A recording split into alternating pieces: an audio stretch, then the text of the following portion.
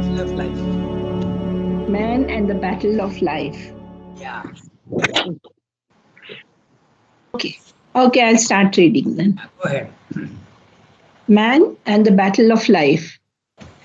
Thus, if we are to appreciate in its Catholicity uh, the teaching of the Gita, we must accept intellectually its standpoint and courageous envisaging of the manifest nature and process of the world.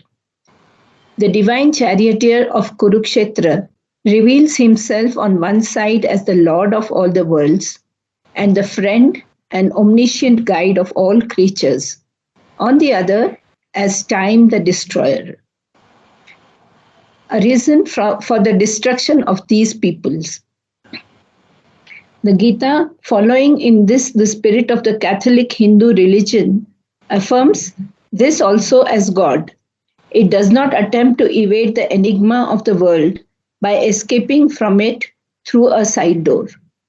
If, in fact, we do not regard existence merely as the mechanic action of a brute and indifferent material force, or, on the other hand, as an equally mechanical play of ideas and energies arising out of an original non existence, or else reflected in the passive soul or the evolution of a dream or nightmare in the surface consciousness of an indifferent, immutable transcendence which is unaffected by the dream and has no real part in it, if we accept at all, as the Gita accepts, the existence of God, that is to say, of the omnipresent, omniscient, omnipotent, yet always transcendent being who manifests the world and himself in the world, who is not the slave but the lord of his creative consciousness, nature or force, Maya, Prakriti or Shakti, who is not baffled or thwarted in his world conception or design by his creatures, man or devil, who does not need to justify himself by shifting. 1 minute.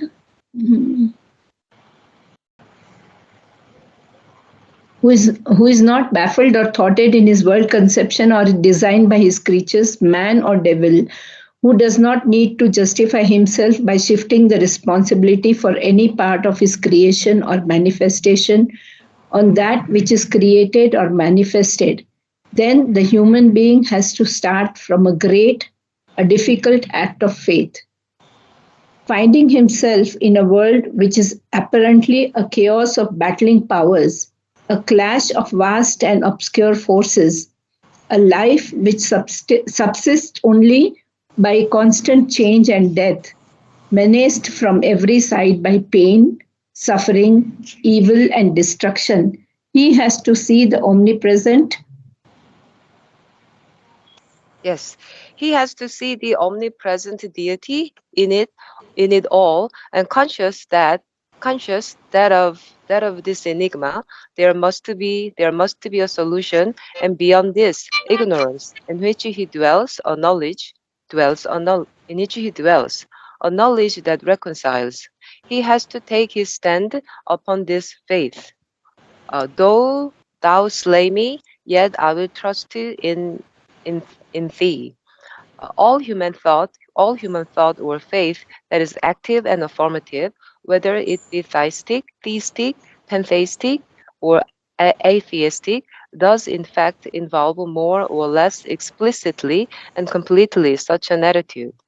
It admits and it believes, admits the discourse of the word, believes in some highest principle of God, universal being, or nature, which shall enable us to transcend, overcome, or harmonize these discords, perhaps even to do all three at once, to harmonize by overcoming and transcending.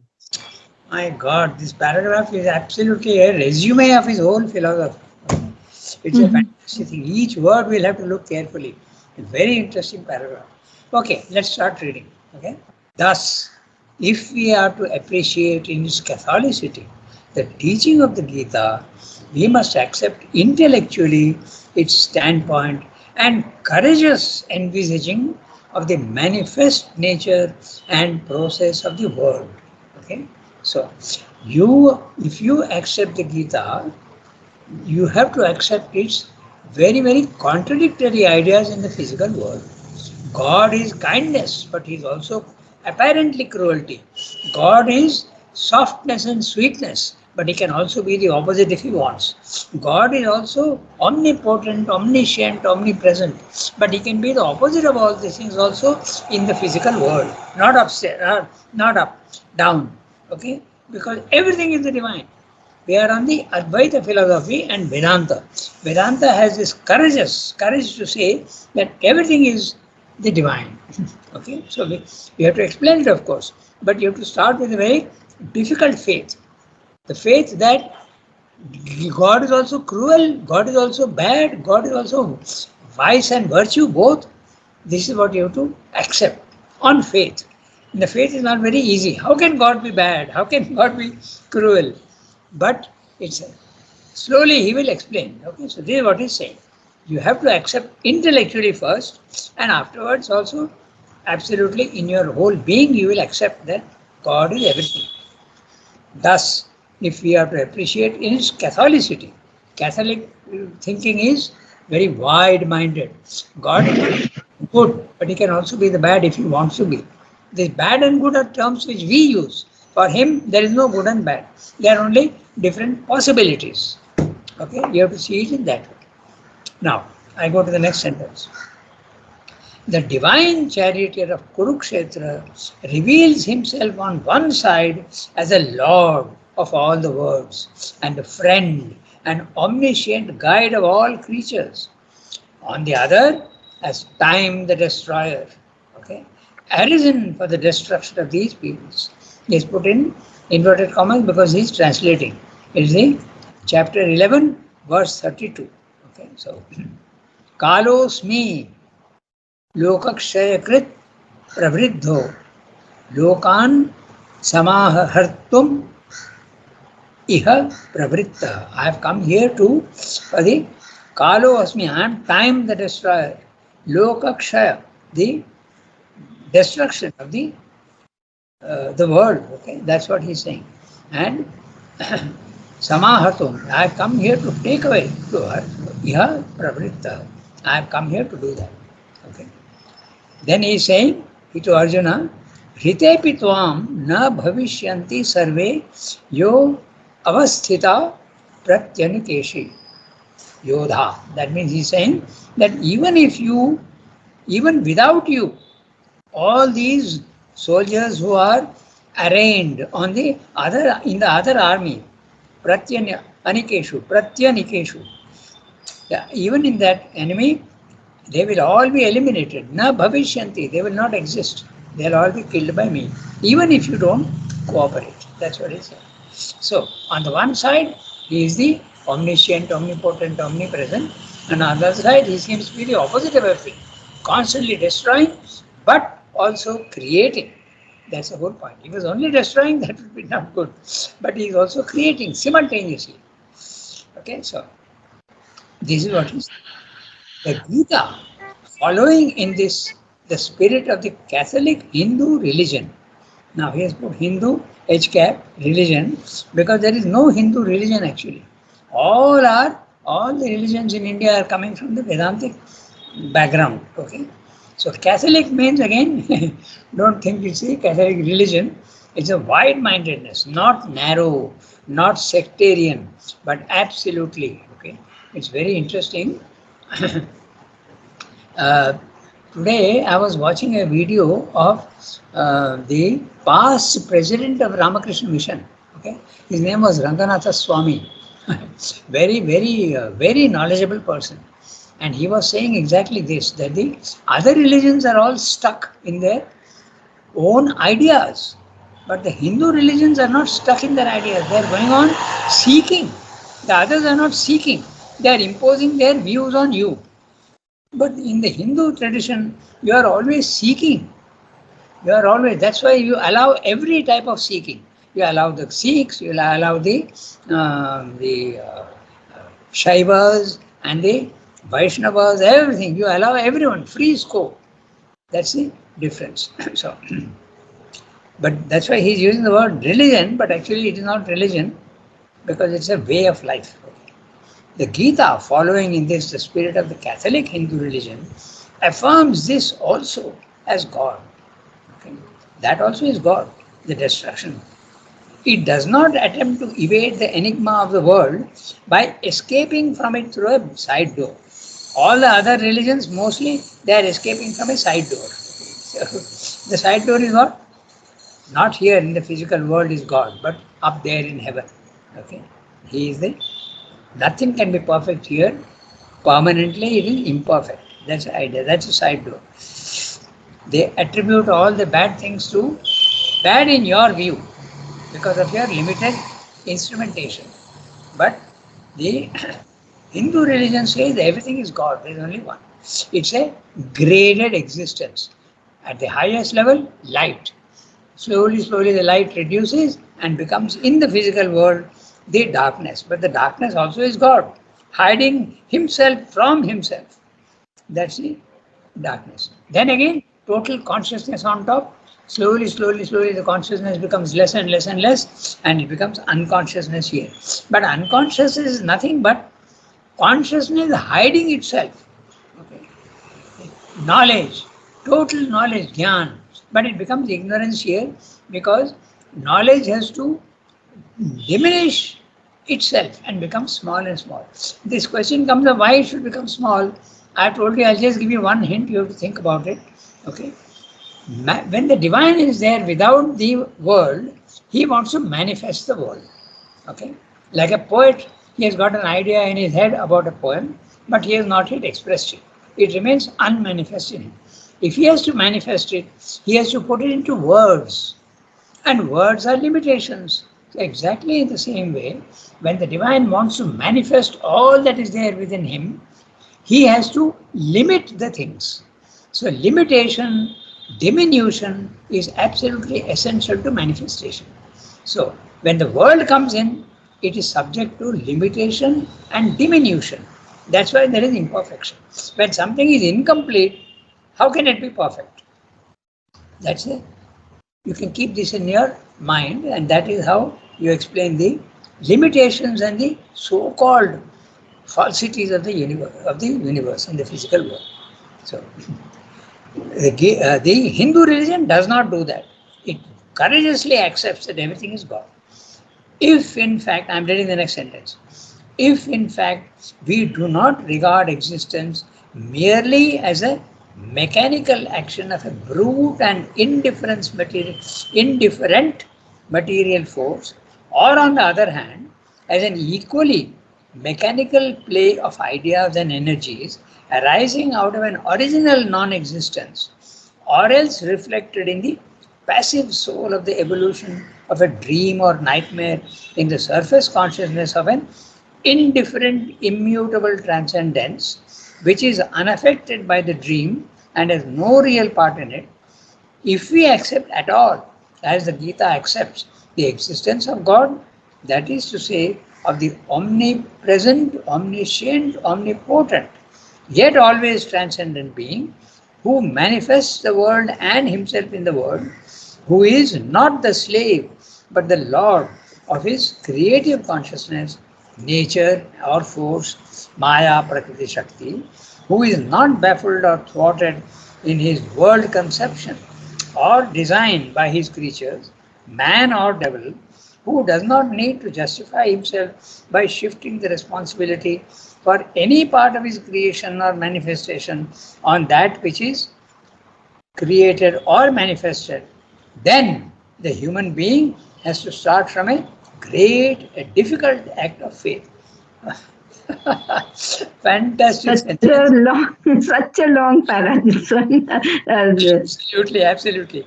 He pours out all his philosophies into one sentence. Okay, very carefully look at it. Okay, and there's a lot of reflection of the life divine in this. Okay, so we'll look at it very carefully. So after each, Rangada, yeah, tell me. Rangada, one question. You gave the example of poet and his poetry. Okay, yeah, Poet is not omniscient or omnipotent, but So God is. that's why it's God an is. So he could change. No, I mean, poet can't change the language or can't do, but God could. of He's course. as he's all powerful. So why didn't he?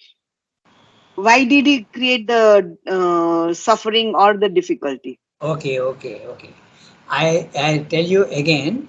He has not created suffering. He has not created evil.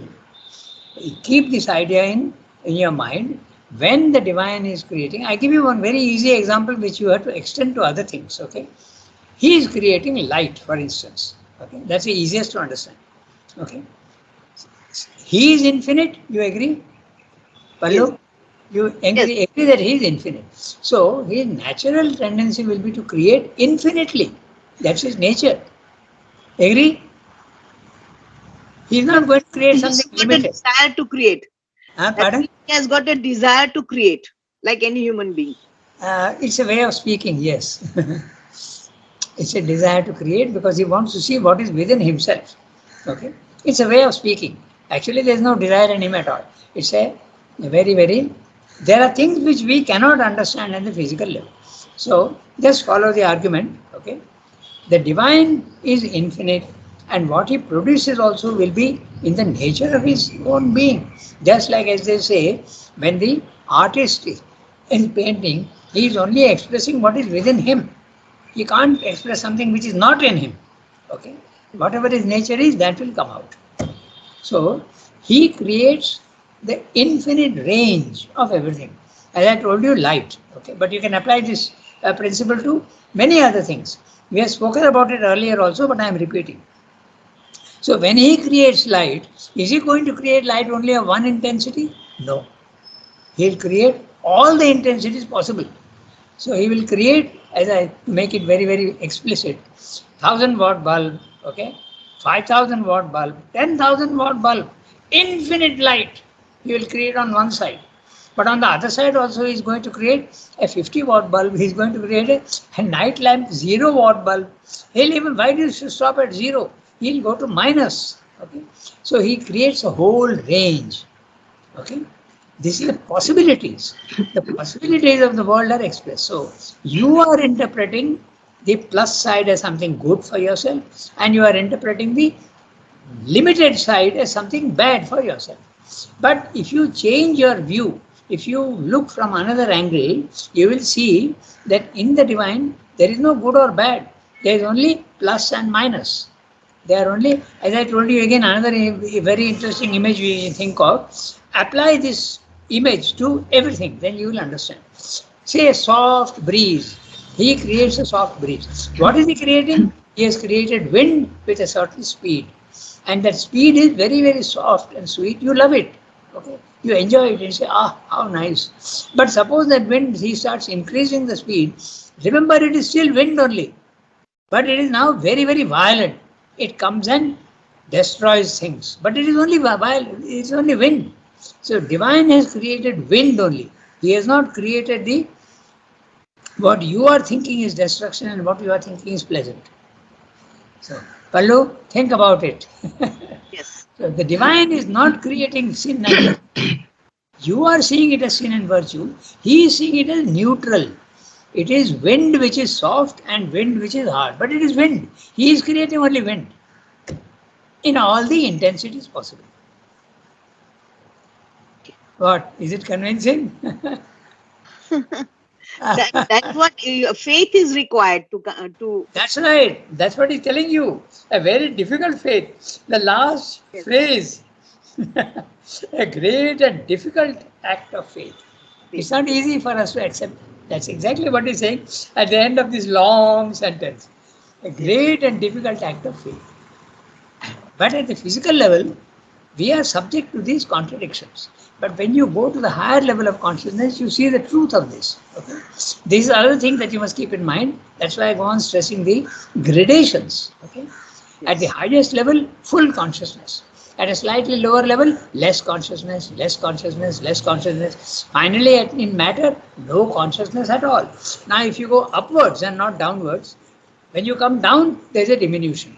When you start going up from matter, animal comes up. Okay, There is a little more consciousness. When you a unicellular creature or a microbe, it can move. Matter does not move.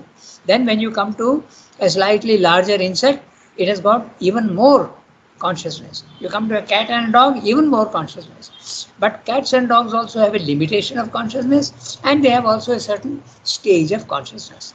When you come to man, your consciousness is much more than that of a dog, but it is much, much less than that of a yogi. And it is even more less than that of a Superman. So, at this level, at our normal level, it is impossible to understand this. And that's why you have to start with an act of faith. But when you go to the higher level, you understand that which you could not understand at this lower level. That's the thing.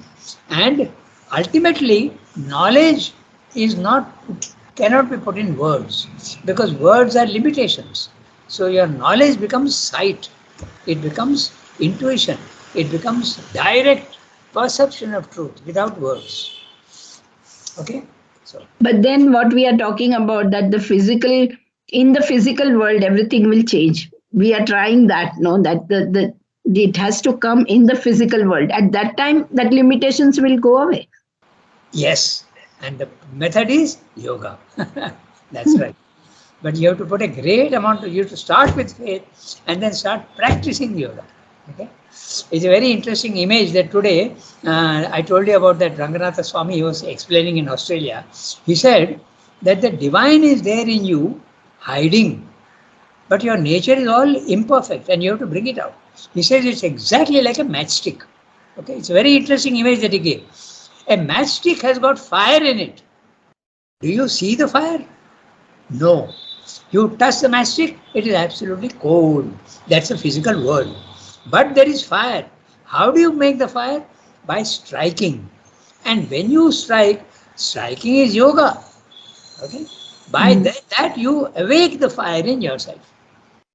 So this is a very interesting image, but there are certain conditions. You have to keep the matchstick dry. You have to remove the imperfections from yourself. You push away the imperfections and tell yourself that I am not the body, I am not the vital, I am not the matchstick. I am the fire in the matchstick. I am the divine who is there in me, laws which I don't see. I don't see the fire, but he is there in me. Okay. So it's a very interesting image that he gave. This is the first time I'm coming across that image, and a very good image. Okay. The fire is there in the matchstick. Okay. But you see the matchstick only, you don't see the fire. So if you want to see the fire, what do? There is a process. You have to strike it. And the striking is yoga. And yoga is not only one method. There are 100,000 million ways of doing yoga. India has discovered at least 12 methods. Okay. There may be many, many other methods also. So, Pallu? Yes, Rangada. Yeah. Okay. So, we continue with our year. Okay. So, affirms also the Gita, following in the spirit of the Catholic Hindu religion, affirms this also as God. It does not attempt to evade the enigma of the world by escaping from its side. We said that.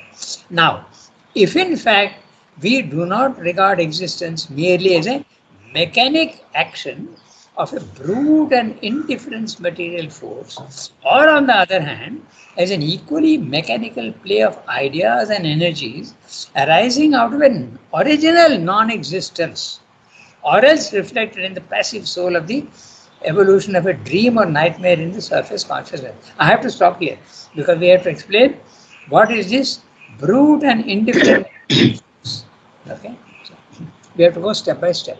So I'll give you an image, and we have to apply that image. We have to understand what he's saying. There are two images which are similar, and you can apply any one which is more convenient to you. Think of water behind a dam. This is Remno's image, not mine. Okay. The water behind the dam is, but the water in any physical world dam is limited. Okay, it is maybe 1 mile, 2 miles wide, and the water behind it collects to a certain. There is a limited amount of water. It may be vast, it may be huge, but it is still limited. But this water which I am talking about is infinite. Okay, and it is there. It is static. It is not moving. It is absolutely pure and without movement, the water in it. Transparent, featureless. This is the consciousness of the self. Okay? When your consciousness, your soul rises out of your body, mind, life, you enter this self, the water behind the dam. Now it is static, but like the fire in the matchstick, does it have the possibility of movement? Yes. As soon as it comes out with movement, it rushes out, you allow it to come out through the sluice gates, and it comes out with violence and makes the river starts flowing. So this is Ramakrishna's image. When the substance is static, it is God. When the substance is moving, it is the world. Because the world is full of movement and the divine is perfect. There is no need for any change. So he is changeless, immutable. Okay. So when he is talking of this, okay, original non-existence, he is meaning the self. Okay. And why is he saying non-existence? Because it can be interpreted as something which doesn't exist. Why? Because it is featureless. Okay. When something is featureless, when something has no characteristics, neither weight nor size nor color nor shape, it is, you can say it is non-existent. Okay, but actually it is not non-existence at all. It is existence at the subtlest. You have to understand it in that way. So out of this original non-existence, the world is flowing out. Okay, this is what he is saying. And when it is flowing out, it comes with a mechanical play of material in different material forces. When you look at the movement in the physical world, whether it be wind or the river flowing or any action that is happening, okay, it seems to be without any consciousness.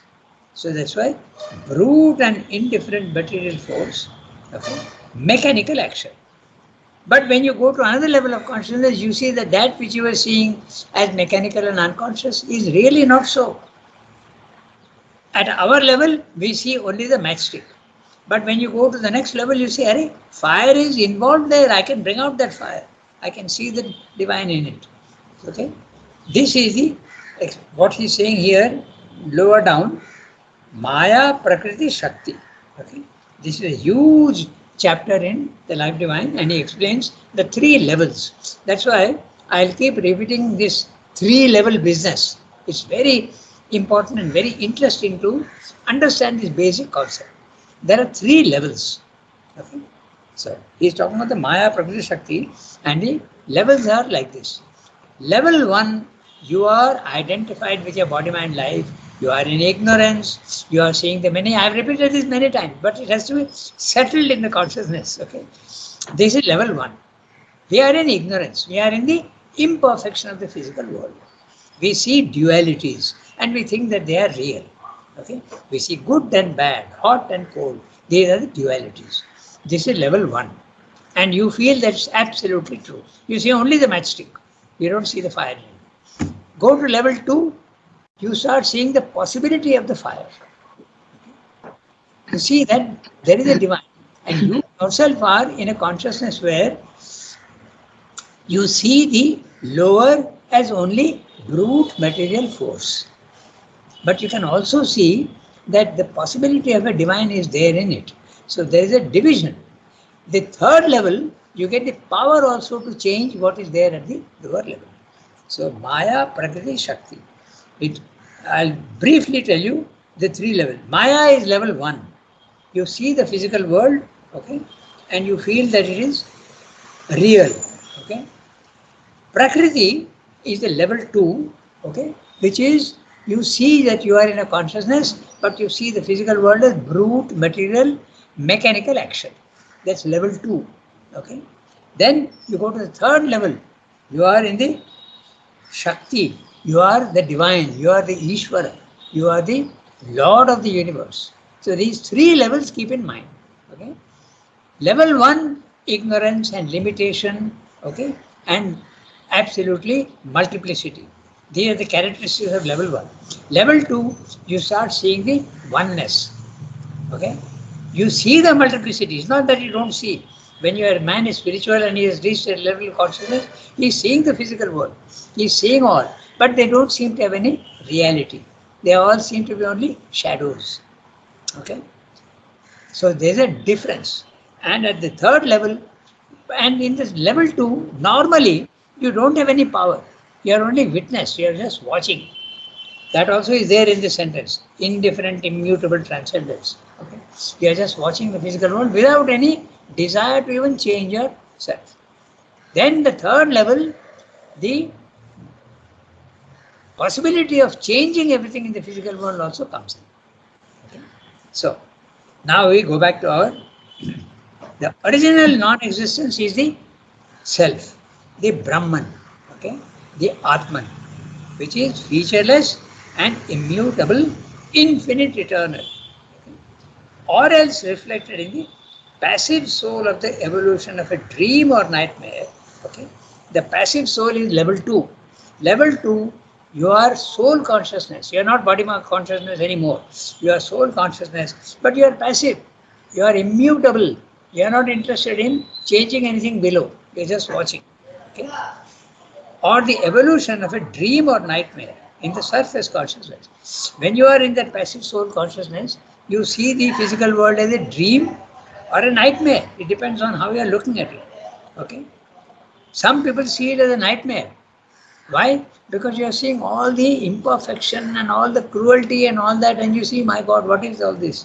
So either you can see it as a dream and unreal, or you can see it as real. Okay? From The passive soul, the Pardon? soul that in the previous sentence, no? Okay. The passive soul. Can we compare to your example that passive soul is something like the water which is behind the dam, yes, dam? absolutely. So that is the passive soul, right? That's right, the passive soul, yes. The one that is only watching. That's why it's only a witness. Okay, that's right. Or the evolution. And when you are in that consciousness, you see the physical world as a dream. That means unreal. Or sometimes you can see it as a nightmare. In fact, some Western philosophers call the world a madhouse because everything is in constant flux and constant war. There is a war going on, good and bad, hot and cold. Okay, gentle and cruel. This is why you see it that way. In the surface consciousness, only in the physical. Surface consciousness level 1. Okay, and indifferent. Rangada, Yes, tell me. Yeah. Rangada, while you're explaining this, could you just explain a little the soul, self, and psyche? Just Okay. The soul self. The soul is essentially the divine who is hiding himself in everything in the physical world. We spoke about the diminution, na? So diminution and minimizing of itself. So when the consciousness is minimizing itself, it becomes almost unconscious, and yet essentially it is still consciousness which has reduced itself to zero. Okay, so this is the soul. In other words, the divine presence in everything, which has purposely forgotten that it is divine. Okay, the divine consciousness is there, but it is forgotten that it is divine. It's a fire in the matchstick which has forgotten that it is fire. Okay, so Rangada, I've I've asked this before. I'm again asking. That means this is what in the olden writings have been referred as the Angushta Purusha. No, the Angushta Purusha is the soul which develops itself and starts becoming conscious. Angushta Purusha is the psychic being, and the psychic being is a soul awakened. I told you just now that consciousness becomes unconsciousness. It is sleeping. But through many, many lives, it evolves slowly. And when it evolves, it becomes the Angushta Purusha, the psychic being. The psychic being is a soul developed. Okay. But the self is something which never develops. It is there above, watching and guiding you. But it does not evolve. The psychic being evolves in the physical world. But the self does not come down into the physical world. It remains at level 2 and guides you. But it is itself immutable. There is no evolution in it. But the psychic being evolves. From a soul which is purely the almost unconscious divine presence in things, it starts waking up slowly, very slow waking up. And through many, many lives, in fact, they say 1 lakh lives. The Tantra says it is 1 lakh lives to come to a human level. Okay. So very slowly it awakes, and when it is awake, the psychic being in man is still hiding deep inside yourself. The fire in the matchstick. Okay, so it is like that. But Ranganath, there is when you die, then you go and become one with the self, right? You have no more existence. Okay, you are raising a very interesting question. If you are a very developed person, your psychic being enters into the psychic world. Okay, it may not necessarily go to the self. It goes into the psychic world. Okay, yeah, but it can also, the psychic and the self also can join also. But it's very interesting what you're saying, because I'll give you the basic principle, then you'll understand. Take an animal, okay? Take even a insect. Does it have a soul? It has only this divine presence soul undeveloped. Therefore, when it sheds its body, the soul in it goes only up to that level of the vital. It has got vitality, so it goes there and takes birth again. Doesn't go beyond that. Take a cat and a dog. When it sheds its body at death, the vitality in it goes up to the vital level only. Now, when you come to man, okay, the same thing happens. He first sheds his body, then he sheds his vital, and then he sheds his mind, and the psychic being goes to the psychic world, ruminates and looks at his backward glance, okay? Backward glance, and does a fast forward movement and sees what it has learnt in this life and takes birth again normally. So it depends sometimes on these things which is dissolving. The body will always dissolve, but sometimes the vital does not dissolve, okay, because it's got very strong desires. It does not dissolve, okay.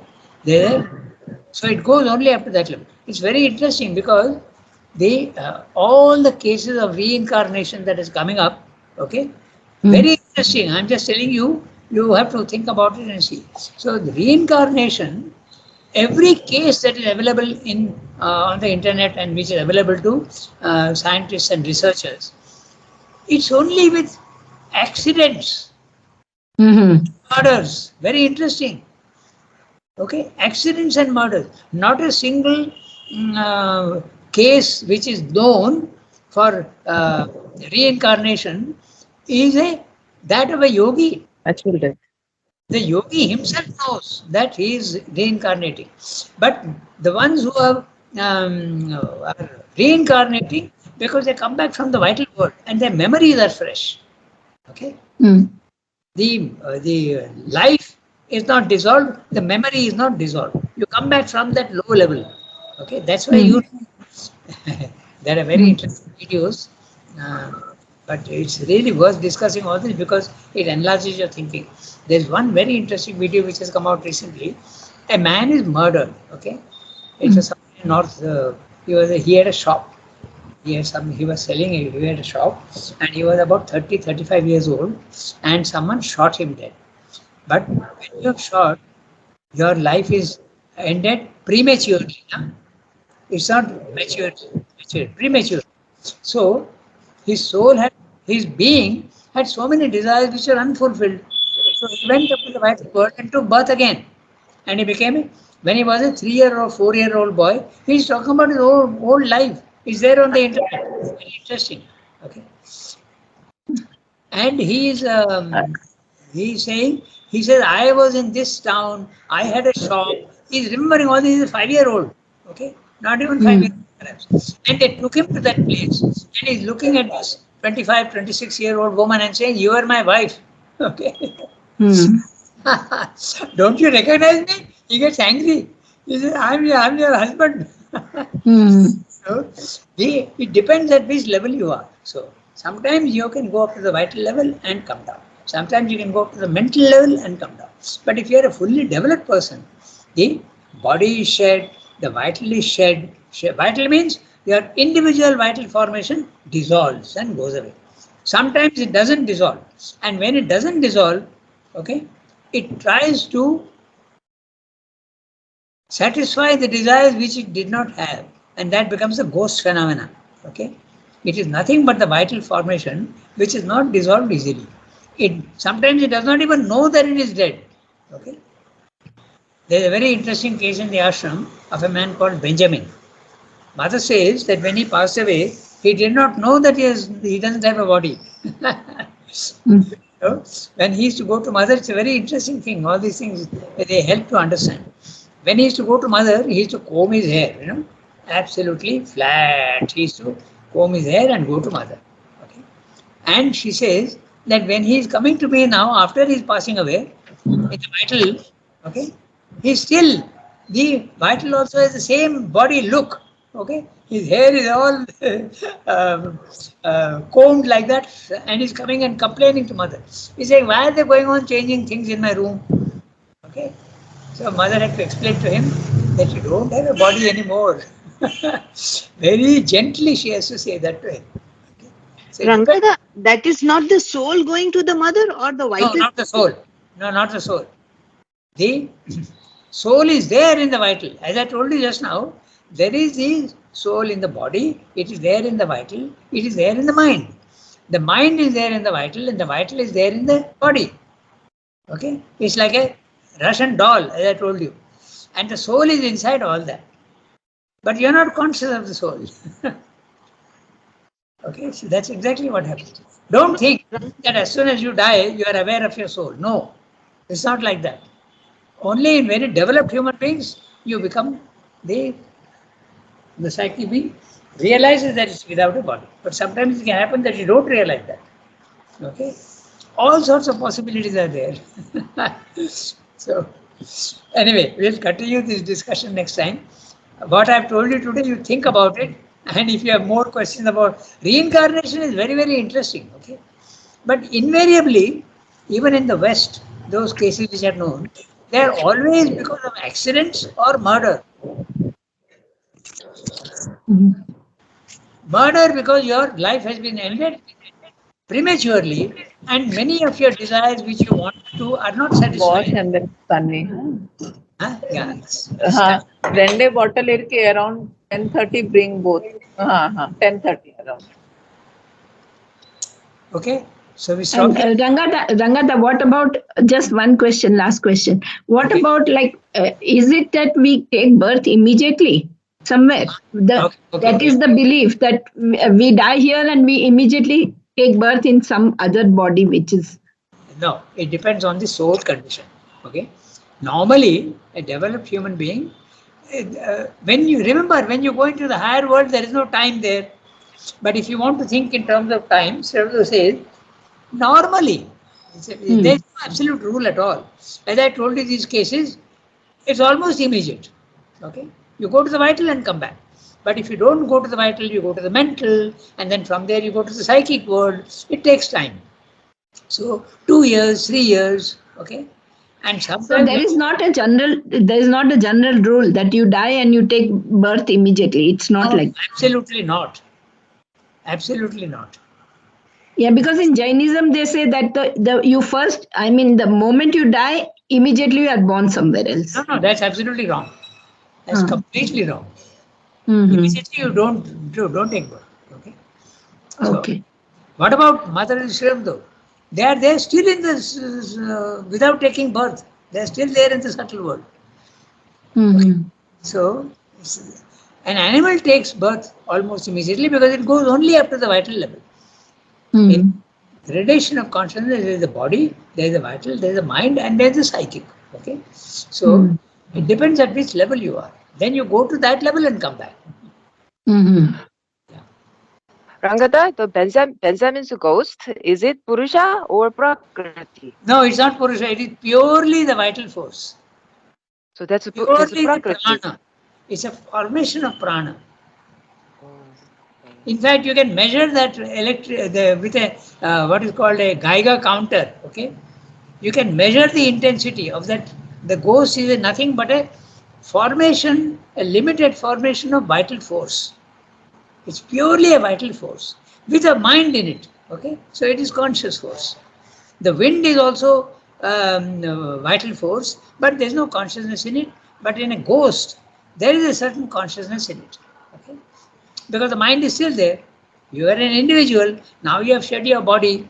Now you are a vital force, and you still want to satisfy your desires. So there is a mind in it also. So, and actually, those who are capable, you know what a Geiger counter is? To measure the radiation. Okay, to measure the radiation, which is force. If you take a Geiger counter and go to a house which is haunted, the Geiger counter will show you the amount of energy coming. It's very interesting. Purely, it's not a soul. Purely a vital force. Okay. We stop here today. So, Merci, Rangada. okay. Au revoir, everybody. Have a nice day. Thank you, Rangada. Thank you, Rangada. Okay, au revoir.